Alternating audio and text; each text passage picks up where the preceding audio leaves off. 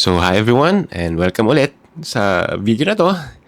And I think, naka-miss ako ng 1 week na hindi kuwento sa inyo about sa buhay ko dito sa Singapore. And yeah, and now may ishi-share ako as usual. More stories to come, kumbaga.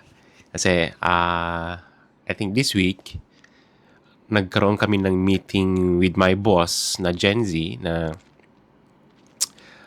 tungkol doon sa process na ginagawa ko. Since nag-go signal na siya na pwedeng i-conduct yung process na yon at introduce doon sa production, I was so happy, syempre. Para, nakakontribute man lang ako, nakakontribute ako ng maganda sa company. And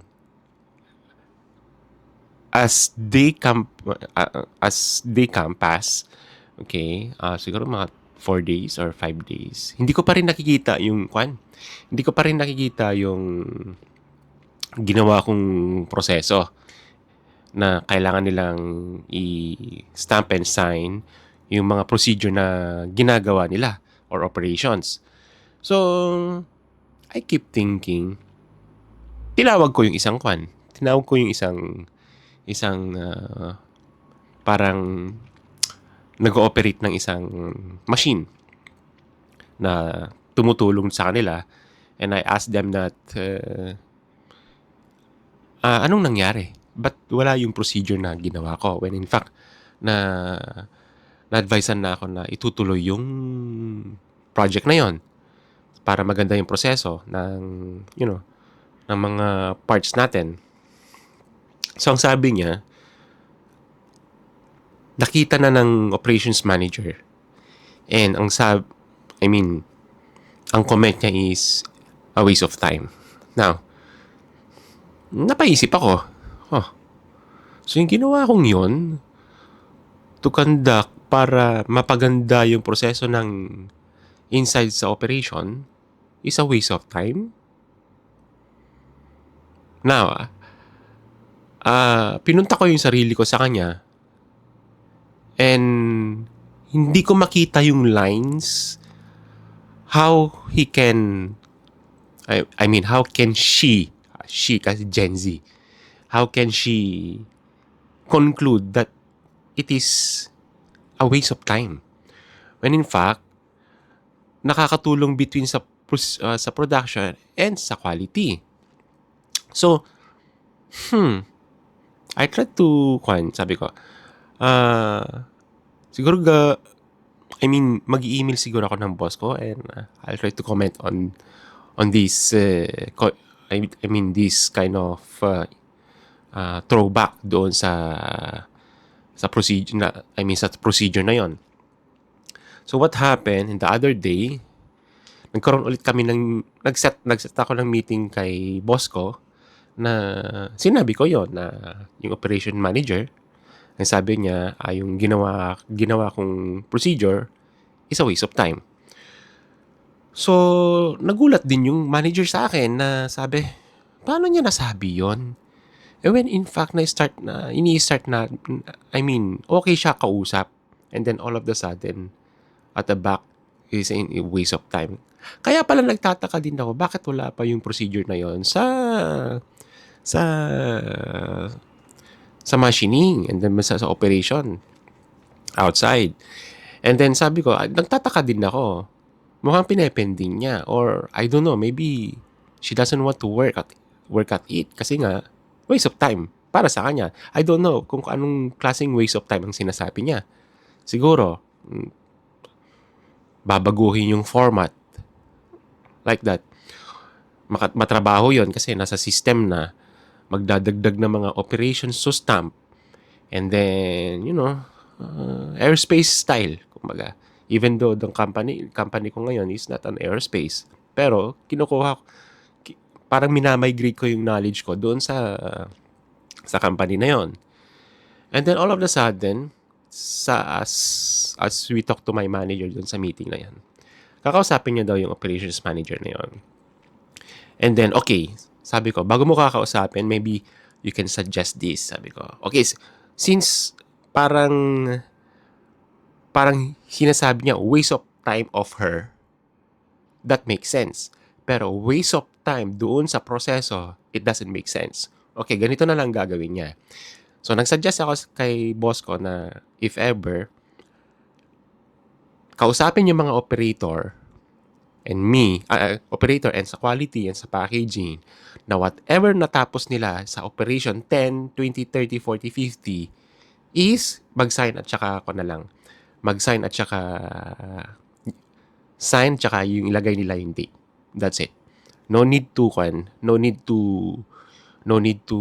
update the format nung sa shop traveler. So sabi niya, para maganda yung idea na yon, Toby, kaysa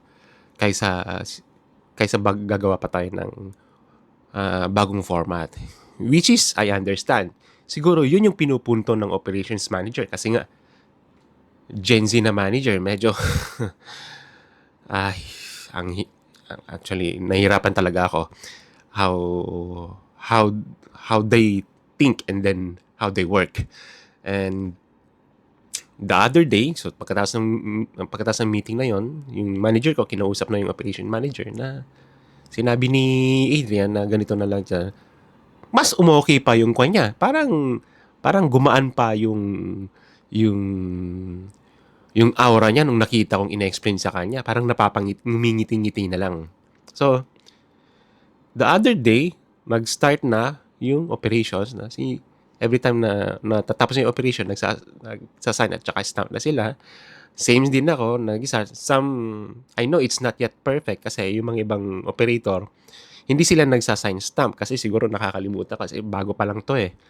So, siguro masasanay din as I continue to show them the, continuous improvement doon sa company.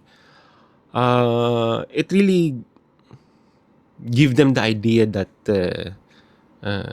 kailangan talaga yung mga improvements sa isang mga departments man lang or sa operation para ma-identify mo kung ano yung mga nangyayari, ano yung natapos, sino yung papaano nagkaroon ng non-conformance or sira yung part.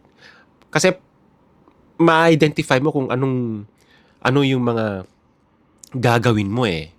Example na lang, for example, yung first stage, okay, hindi nakita yung operation 20, inoperate na nila, wala pa yung problem na yon.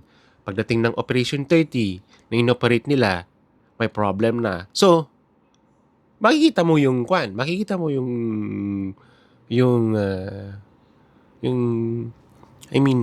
paano mo siya ma-improve, kumbaga, yung scrap na or non-conformance na yon. So parang kailan siya nag-start? Okay, so makikita mo anong date, sino nag-operate, si ganito, si operation A. So investigahan mo siya. Bakit ano nangyari sa operation na yon? Ba't nagkaganon? So maraming why, kumbaga. So it really helps how to make the product more quality. And syempre, dahil sa magandang operation, nagiging quality yung tao, nagiging quality din yung product. So, yun yung parang sinasabi ko sa kanila na dapat mangyari tong project na to kasi nga